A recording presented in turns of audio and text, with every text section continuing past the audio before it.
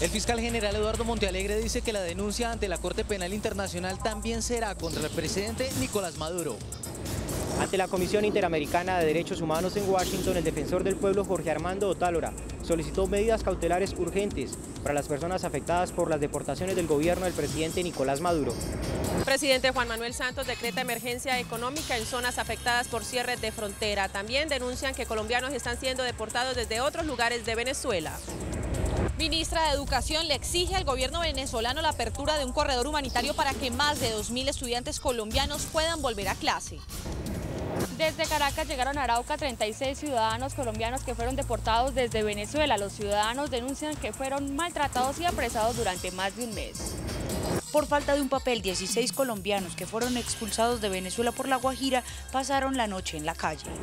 Inicia fuerte ofensiva diplomática de Colombia por crisis con Venezuela. El próximo miércoles la canciller María Ángela Holguín se reunirá con el secretario general de la ONU, Ban Ki-moon. Según la UNICEF, el conflicto afecta a más de 2 millones de niños y niñas en Colombia. Nairo enfermo pensó en retirarse. Está a 3 minutos del líder Aru de Italia. Becker mantiene solo una gran duda para la nueva selección Colombia: el ataque. Al final de la emisión, desde el Colegio Nuevo Gimnasio, los espero con una pasarela que demuestra la diversidad étnica de Colombia. Ya nos vemos. Buenas noches. Nuestros secretos de hoy. 1. El procurador en la cuerda floja. 2. Encuentros inéditos mañana en la cumbre de candidatos. 3. The New York Times ataca a Maduro. Y tengo ñapa. The Washington Post no se queda atrás. 1, 2, 3 y mi ñapa antimadurista al cierre.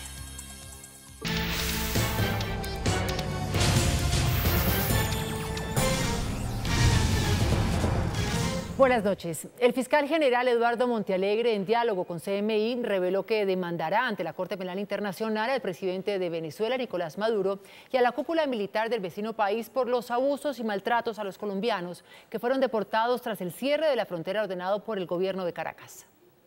El fiscal general indicó que en la frontera con Venezuela se están recaudando evidencias de las deportaciones arbitrarias para luego presentarlas junto con la denuncia a la Corte Penal Internacional. La denuncia va dirigida contra el presidente Maduro, algunos sectores de la cúpula militar y sectores de la cúpula civil, aquellas personas que hayan contribuido al diseño y a la ejecución de todas estas políticas discriminatorias, que hayan contribuido al diseño del ataque generalizado. Aseguró que los presidentes no tienen inmunidad frente a los delitos que son competencias de la Corte Penal Internacional. La Corte tiene competencia para ordenar una detención de un presidente y si llegara a encontrar mérito, pues tiene la competencia para hacerlo frente al presidente de Venezuela, quien no goza de inmunidad en este caso. Para este caso se estaría evidenciando una responsabilidad de un superior por los excesos de sus subalternos. El dirigente no solamente responde por los hechos propios, sino que puede responder por los excesos de sus subordinados. Desde hace varios días la Fiscalía General envió una comisión a la frontera con Venezuela y allí se están recogiendo todas las evidencias.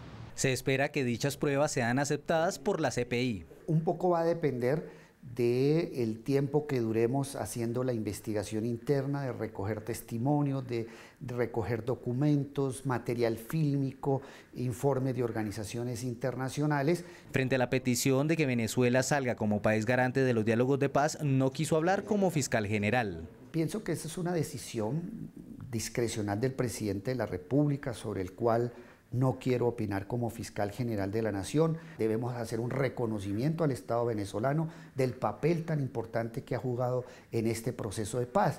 Y pues lo que todos deseamos es que la crisis con Venezuela no tenga efectos colaterales en La Habana. Finalmente destacó el papel y el manejo diplomático que ha hecho en la frontera con Venezuela el presidente Juan Manuel Santos y la canciller María Ángela Holguín.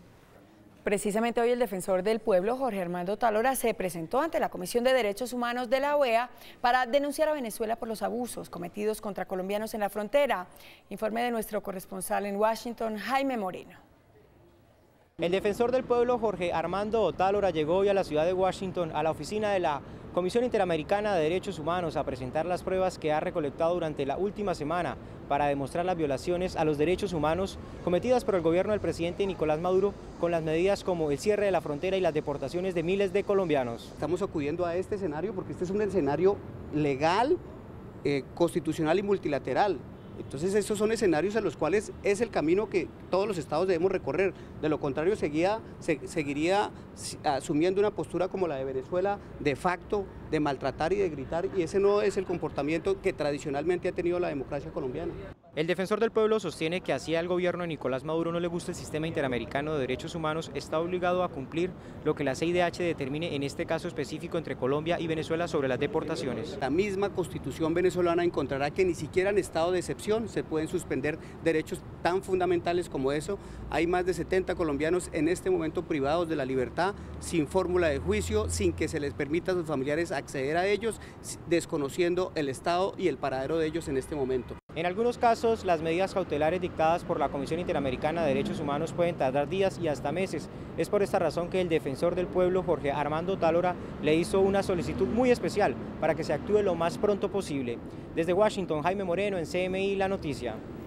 Y en Cúcuta sesionó un consejo extraordinario de ministros que adoptó medidas especiales para la zona de frontera. Francis Sepúlveda está en la capital norte santanderiana. Francis, buenas noches. Detalles de las decisiones tomadas. Así es, muy buenas noches. Miren, aquí en Cúcuta 7.000 familias que trabajan del carbón son las que se han visto afectadas por este cierre de frontera desde el pasado 21 de agosto. Esta emergencia económica ayudará a enfrentar esa crisis en zonas afectadas por esta situación. Vamos a decretar la emergencia económica. Le he pedido a nuestra secretaria jurídica de la presidencia que redacte el decreto correspondiente. Y esto nos va a ayudar, por un lado, a solucionar problemas concretos y por otro lado también a acelerar muchas de las inversiones que aquí se han mencionado, que puede hacer el DPS, que puede hacer Planeación Nacional, que se puede hacer con regalías para poder mitigar el efecto económico del cierre de la frontera.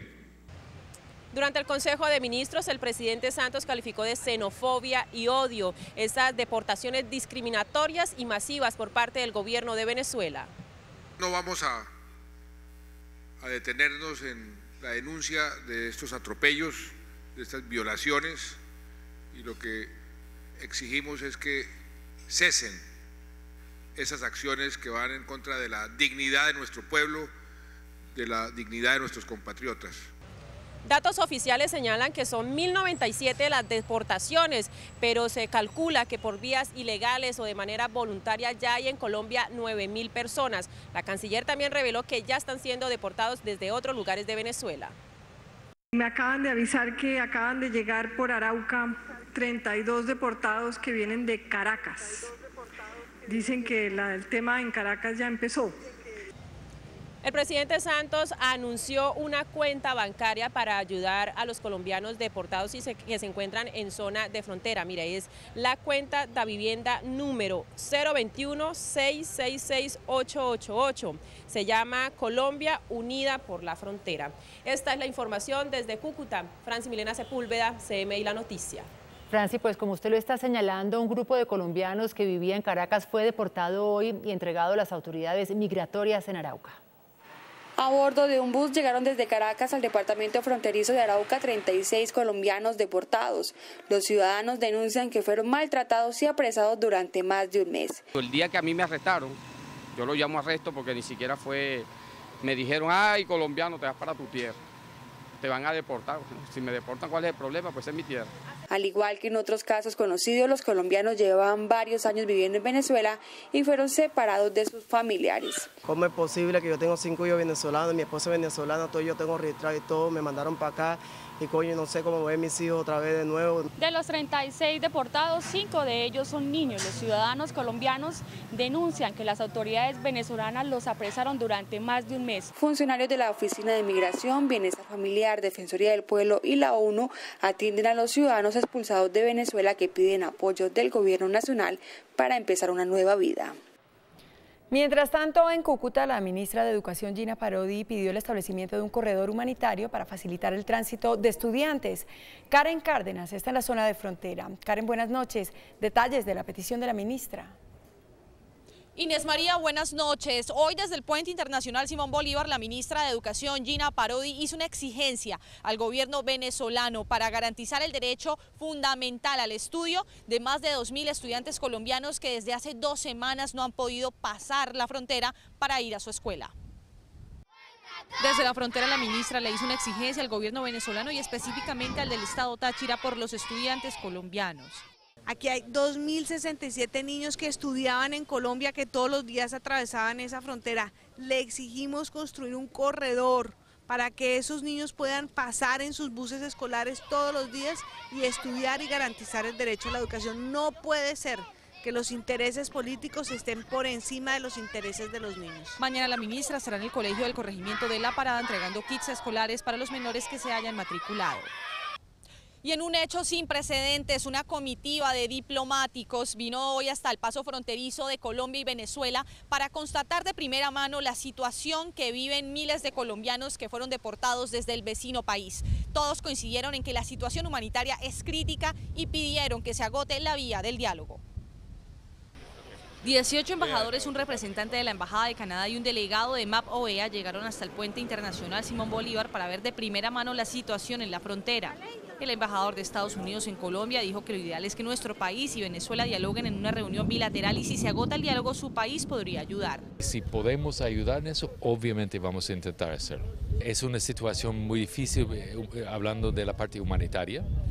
2, de que el gobierno está realmente intentando dar una respuesta importante a eso. Los embajadores visitaron también algunos albergues para ver el drama que viven miles de colombianos. Pudimos constatar que están recibiendo el cuidado necesario, incluida la alimentación y la salud, y parte de la educación para los niños, que hay muchos niños menores de edad. Más de un problema político, es un drama humano. La vemos con preocupación y hemos venido a expresar nuestra solidaridad a las autoridades colombianas y esperamos que esto se pueda normalizar a la mayor brevedad. Los diplomáticos además se reunieron con las autoridades colombianas que integran el puesto de mando unificado para conocer lo que el gobierno hace por los afectados.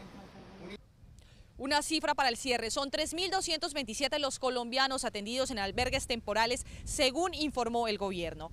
Es la información que se registra desde el Puente Internacional Simón Bolívar. Karen Cárdenas en CMI, La Noticia. Karen, gracias. 16 colombianos que llegaron al país por La Guajira tuvieron que pasar la noche en la calle, pues la oficina de Red Unidos de Paraguachón no estaba funcionando y no pudieron ser censados para recibir ayuda humanitaria. Ayer en horas de la tarde-noche, 16 colombianos que residían en Venezuela fueron dejados por la guardia en el punto de La Raya, en Paraguachón. Todos llegaron sin documentos y con tan solo la ropa que tenían puesta. Me agarraron donde venía de mi trabajo, me bajaron de la buseta y me metieron en un cuarto, 4 días aguantando hambre. 4 días sin bañarse uno ahí. Muchas personas, los amigos míos están trabajando ahí para uno ganarse para comer, porque aquí vinimos y dijeron que no lo van a ayudar. Esperanzados en que les brindarían ayuda humanitaria, llegaron a Migración Colombia, pero nadie les ayudó. Por falta de un papel o de una orden no nos han dado cuenta. O sea que uno tiene que ser maltratado de allá de Venezuela, de la ley y eso para que puedan atender a uno. Y por falta de un papel, que no sé qué clase de papel sea, no nos han prestado la ayuda suficiente. El papel que les exigen es el registro de censo de deportados que hace la oficina de Red Unidos, que ayer no quiso trabajar y los dejó durmiendo en la calle. Cada una de estas entidades deben cumplir su tarea para que el eslabón no se rompa. Las autoridades aseguran que ya tienen los convenios de albergue y alimentación para garantizarles a aquellos que lleguen de Venezuela la ayuda humanitaria necesaria. La canciller María Ángela Holguín reveló detalles de la gira que adelantará la próxima semana. Se reunirá con el secretario general de la ONU, Ban Ki-moon, para exponerle la crisis con Venezuela. La ofensiva diplomática del gobierno colombiano iniciará el próximo lunes. Tengo el lunes una reunión con el alto comisionado para los derechos humanos en Ginebra, con el director de la Organización Internacional de Migraciones, y el miércoles me recibe el señor secretario general de las Naciones Unidas y voy a estar con el director de OCHA. Las permanentes violaciones de derechos humanos serán el tema central en las reuniones. En los últimos 10 años les prometieron de todo. Les prometieron cédula para votar, les prometieron casas, les prometieron subsidios, les dieron una cédula que en su momento les servía para votar, pero hoy ya no les sirve para identificarse. Las declaraciones se conocieron durante un debate de control político en la Comisión Segunda del Senado.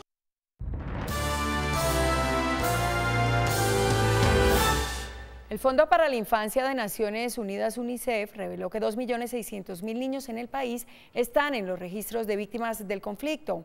El informe El derecho a la verdad de las víctimas y de la sociedad muestra además que los menores son vulnerados en temas como reclutamiento, violencia sexual, desplazamiento y muerte. Además recomiendan que los menores sean escuchados en las comisiones de la verdad en los diálogos entre gobierno y FARC en La Habana.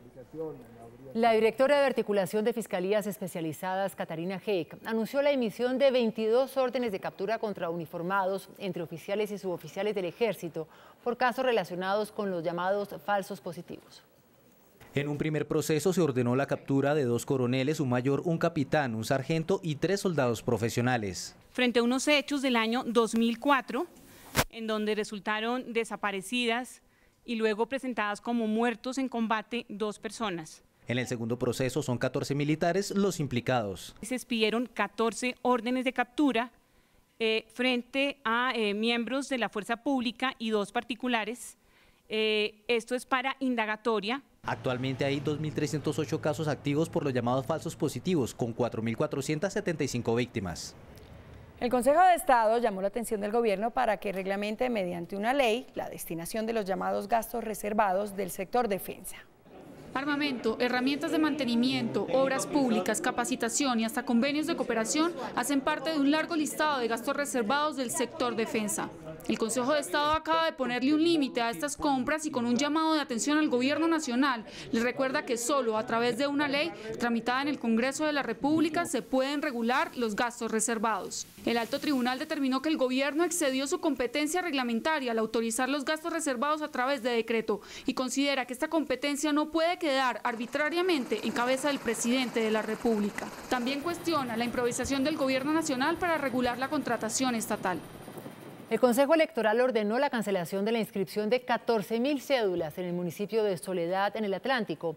El presidente del Consejo Electoral, Emiliano Rivera, reveló que la decisión se tomó luego de comprobarse que en este municipio aumentó en 173% la inscripción de cédulas para votar en las próximas elecciones.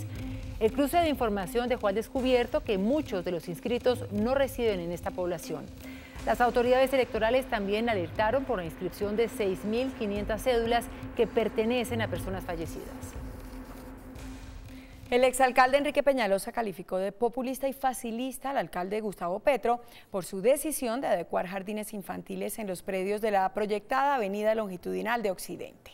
El exalcalde Enrique Peñalosa, quien proyectó la construcción de la avenida longitudinal de Occidente, criticó que el alcalde Gustavo Petro haya decidido construir un jardín infantil en este predio del IDU. Es populismo facilista del alcalde Petro decir que es que hay que escoger entre carros y niños. Peñalosa dijo que en su gobierno se adquirió el 70% de los predios y mediante concesión y peajes, la vía se podría construir si gana las elecciones. La vamos a hacer. Sin embargo, Petro aseguró que sus prioridades en cuanto a movilidad son el metro y Transmilenio por la Boyacá. Como se necesitarían 6 billones de pesos para la LO y no los hay, decidió destinar los abandonados terrenos para hacer jardines y centros sociales.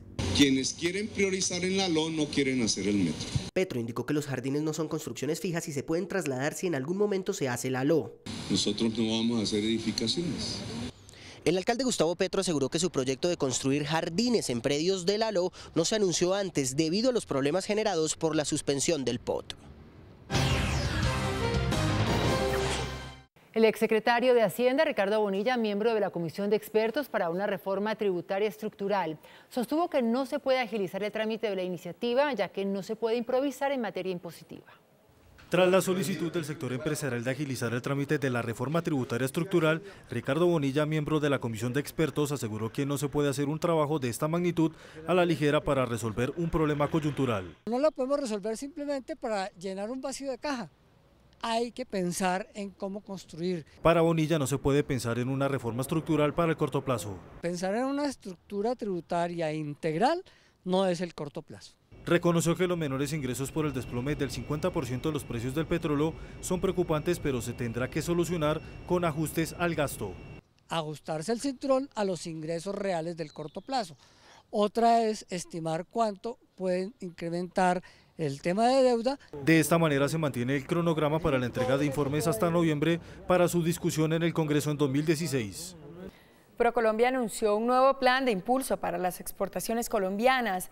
Se trata de un acompañamiento que ofrecerá la entidad de promoción a los empresarios nacionales que tendrán la información comercial de los países interesados en productos colombianos. La presidenta María Claudia Lacutir sostuvo que hay 902 empresas identificadas para complementar sus planes de trabajo. El índice de capitalización de la bolsa que mide el comportamiento de las 20 principales acciones cerró al alza. El índice general de la Bolsa de Valores de Colombia subió 0,67% a 1.218 puntos. La acción que más subió fue la del Banco de Occidente, con una valorización de 9,06% a 34.900 pesos. La acción que más cayó fue la de Fabricato, con una pérdida de 4,67% a 14 pesos con 30 centavos. La acción más transada de la jornada fue la de Ecopetrol, al movilizar más de 22.000 millones de pesos. El precio del dólar ganó 49 pesos. Indicadores económicos del día en CMI. La tasa representativa del mercado que regirá para mañana jueves será de 3.142 pesos con 34 centavos. Los profesionales del cambio compran la divisa en promedio en 2.800 y la venden en 2.850 pesos. Un euro cuesta 3.565 pesos con 9 centavos. La libra de café en Nueva York se cotizó a $1 con 18 centavos. El azúcar se transó en 10,73 centavos de dólar la libra. El barril de petróleo WTI se cotizó en $46 con 25 centavos. Una acción de Ecopetrol cuesta 1.520 pesos.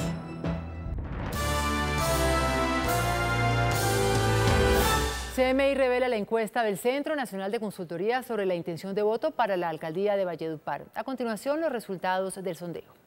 Si las elecciones para elegir alcalde de Valledupar fueran mañana, ¿por cuál de los siguientes candidatos votaría usted? Los 3 aspirantes con mayor porcentaje fueron Augusto Daniel Ramírez, Avanzar es Posible, 45%, Jaime Andrés González Mejía, Cambio Radical, 13%, Andrés Arturo Fernández Cerchiaro, Opción Ciudadana, 11%, Voto en Blanco, 4%, No Sabe No Responde, 12%. Esta es la correspondiente ficha técnica.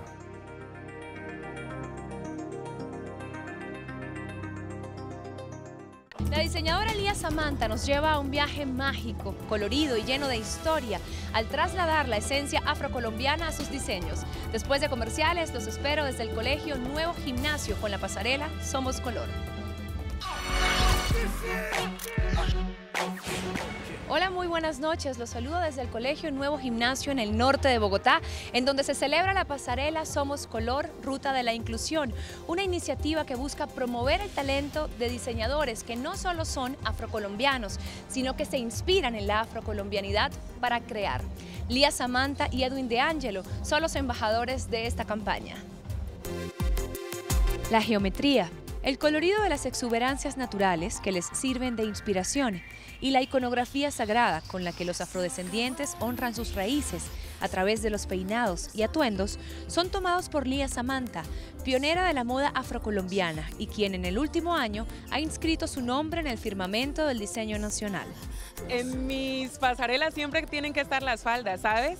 Son las protagonistas y también las chaquetas, pero en esta nueva colección voy a lanzar mi nueva línea de accesorios, unos maxi collares de flores, tocados, bueno, esto es lo nuevo que viene, se llama Drunk Color y hace parte de mi nueva colección. Esta diseñadora de 33 años, nacida en Bogotá, de padres y corazón chocoano, presentó una colección donde los volúmenes y los entalles juegan con las curvas femeninas. Los accesorios, llamativos y también muy coloridos, destacaron. Edwin De Angelo, por su parte, tomó los marrones como base para su colección, donde demostró su pasión por lo sartorial. Esta pasarela está enmarcada en la Ruta de la Inclusión, una iniciativa creada por el Programa para Afrodescendientes e Indígenas de la Agencia de los Estados Unidos para el Desarrollo Internacional, USAID. Y continuamos con moda. Si su estilo es más bohemio y quiere proyectarlo en su forma de vestir, el estilo folk es el indicado. Y mi compañera Luisa Willes hoy nos enseña cómo usarlo. Es un estilo bastante bohemio, con toques muy románticos, y esta vez lo quisimos dar un enfoque mucho más setentero, con siluetas retro de la época. Entonces vamos a ver mucho la blusa campesina corta. El estilo folk inspirado en lo retro, con siluetas holgadas y donde las transparencias se llevan con sutileza. Vemos muchas blondas, encajes, crochets y mallas, que eso hace que haya transparencia.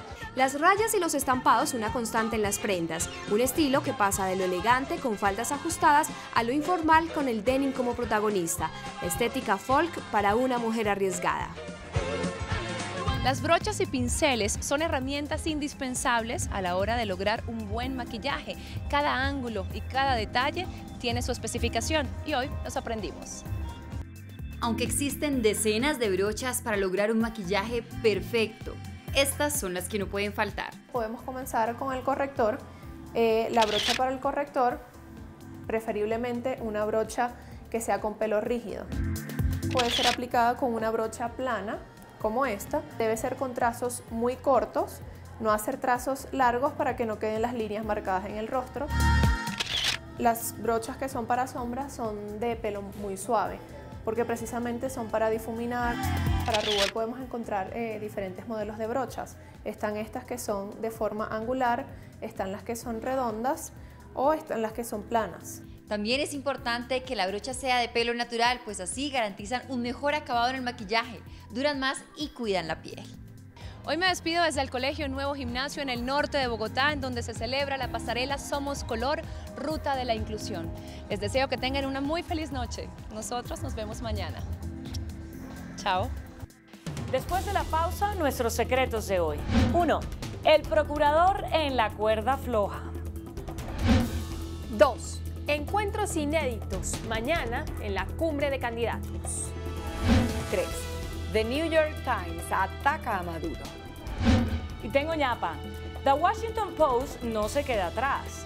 1, 2, 3 y mi ñapa antimadurista después de comerciales.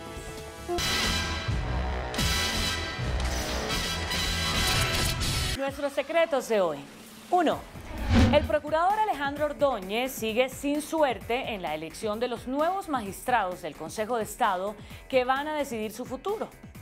Fue elegida magistrada la catedrática de la Universidad del Rosario, Rocío Mercedes Araujo Oñate, conocida por sus posiciones progresistas en el derecho.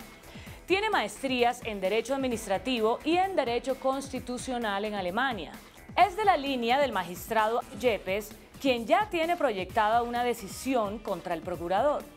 En el Consejo de Estado hay un pacto tácito para decidir la demanda contra la reelección del procurador solo cuando estén completos los 27 magistrados que conforman la sala. Con la elección de hoy de la señora Araujo, son ya 25 magistrados habilitados, lo que daría el quórum suficiente para resolver el espinoso asunto. El termómetro de la suerte del procurador se midió cuando los amigos del procurador elevaron una recusación contra Yepes. Fue derrotada, 14 votos contra 9. Mañana habrá nueva votación y si sale tan rápido como las últimas 3, en 15 días el Consejo de Estado va a definir la legalidad de la reelección de Ordóñez. 2. Un foro de los candidatos a la alcaldía de Bogotá, organizado por la Fundación Buen Gobierno de Martín Santos, servirá mañana para 2 encuentros inéditos. El tema central será el polémico POT del alcalde Petro, que hoy está suspendido por el Consejo de Estado. Se encontrarán frente a frente el ministro de Vivienda, Luis Felipe Henao, crítico acérrimo del POT de Petro, y la exsecretaria de Hábitat y hoy candidata a la alcaldía, María Mercedes Maldonado, quien diseñó el POT suspendido. El otro encuentro inédito se dará entre el vice Germán Vargas Lleras y el candidato a la alcaldía de Bogotá, Rafael Pardo. Será el primer encuentro de los dos desde cuando Cambio Radical adhirió a la candidatura de Peñalosa. No se esperan rostros dulces. 3. Dos de los más influyentes diarios de los Estados Unidos criticaron hoy duramente al presidente Maduro por la crisis que provocó en la frontera con Colombia para ocultar, según denuncian, las cosas graves que están ocurriendo en Venezuela. El tema de los editoriales de The Washington Post y The New York Times fue la crisis humanitaria provocada por Maduro. El Post tituló: Venezuela elabora una disputa con su vecina Colombia. El Times tituló: La crisis fronteriza manufacturada por Venezuela. The New York Times dice que el presidente Maduro adoptó medidas radicales basado en una crisis que no existe. Todo es falso. Es una crisis fabricada por un cada vez más impopular presidente, quien está desesperado por reforzar el apoyo para su partido antes de las elecciones parlamentarias programadas para diciembre. También asegura que el señor Maduro ha optado por desviar la atención de los problemas del país, escogiendo luchas innecesarias con sus vecinos, incluyendo sus ataques a Guyana.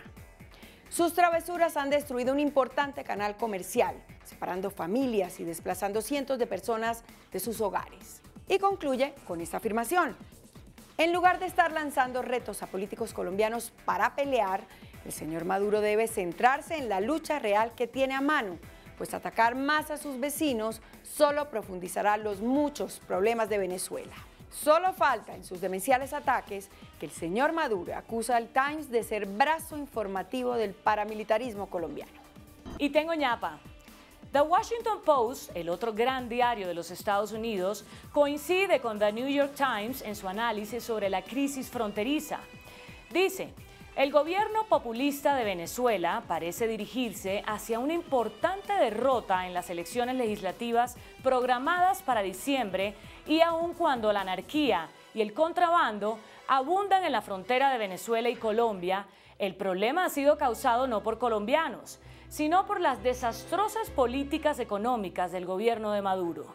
Y concluye su editorial con un duro mensaje para la OEA y el gobierno de Barack Obama, diciendo: tristemente, la OEA demostró ser incapaz de abordar esta barbaridad, y la administración Obama se ha limitado a una tibia expresión de preocupación por el empeoramiento de la situación humanitaria. Lástima que el señor Maduro, que habla tan mal el español, no diga una sola palabra en inglés. Obama repeal the Secret Order Imperial. No. Exuki, señor Maduro. Se dice repeal the executive order. Hasta mañana. Que descansen.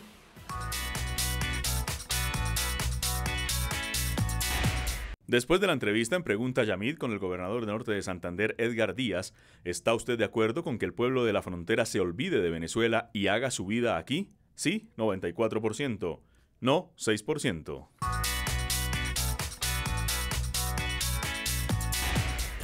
Hasta aquí las noticias, gracias y buenas noches. Nos vemos mañana como siempre en CMI, La Noticia.